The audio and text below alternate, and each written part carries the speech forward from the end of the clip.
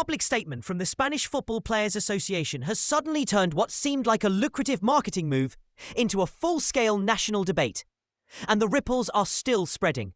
The proposal to stage a regular La Liga match, Barcelona versus Villarreal, in Miami was presented as a bold expansion plan, another way to globalize Spain's top flight and chase new audiences and broadcast money.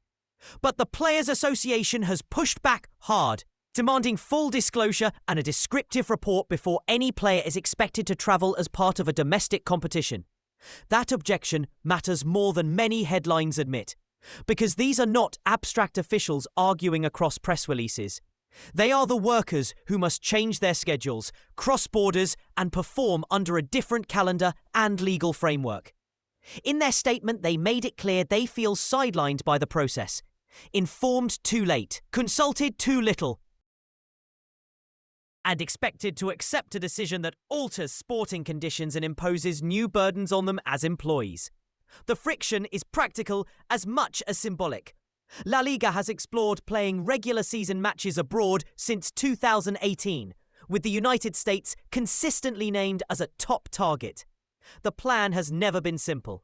It has run into resistance from the Spanish Federation, ongoing player concerns, and the bureaucratic thicket of permits and international approval. Now the AFE has made its position explicit and public, insisting that clubs and competition organisers present full details so that players can form an informed opinion. The association's demand is rooted in 3 basic points: transparency about logistics and contracts, clarity on who bears travel and safety responsibilities, and assurance that sporting integrity won't be compromised by moving a domestic fixture overseas. Each of those points opens a can of worms.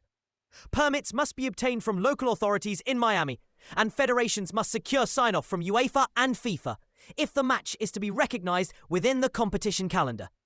There are questions about training schedules, time zone disruption, and whether one team gains advantage through rest or travel. There are labour law implications too, when players cross borders for a fixture organised under a domestic competition. What legal protections apply, and who is the responsible employer for the duration? Clubs often want to chase new markets, but the players rightly point out that someone must account for the professional and human cost of those decisions.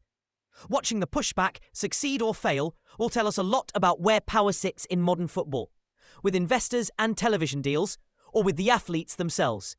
For Barcelona and Villarreal, the immediate headache is simple. They now face uncertainty over whether the fixture will proceed as planned in Miami. For La Liga, the risk is both reputational and procedural. Reputationally, moving fixtures abroad without buy-in from critical stakeholders looks like a top-down maneuver that prioritizes revenue over tradition and fairness. Procedurally, without the players' cooperation and the necessary clearances, an overseas match could be delayed, relocated, or cancelled, with cascading consequences for broadcasters, sponsors, and scheduling. This is not merely a Spanish squabble, it's a test case. If La Liga manages to carry a domestic fixture overseas despite strong organised player opposition, other leagues may take note and try to follow.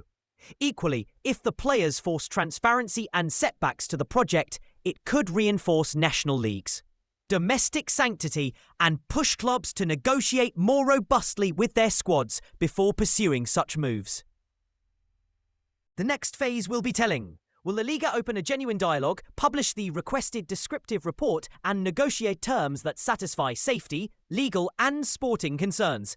Or will it press ahead, triggering legal challenges, collective bargaining disputes, or political intervention from federations and institutions seeking to defend the domestic competition?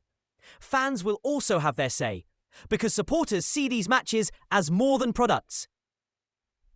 They are part of community identity and local rivalry. For Miami-based fans and global viewers, the promise of a live La Liga fixture is exciting, but it cannot come at the cost of players' rights or the competition's integrity. At the heart of this story is a simple question: who decides how domestic football evolves when business ambitions cross national borders? The Spanish Players Association has made its answer clear. Players demand to be informed and respected, and now the rest of the ecosystem must respond. Over the coming days, the conversations between La Liga, the federation, the clubs and the players will determine whether this Miami match becomes a spectacular new chapter in football globalization, or a cautionary tale about moving too fast without the consent of the people who actually play the game.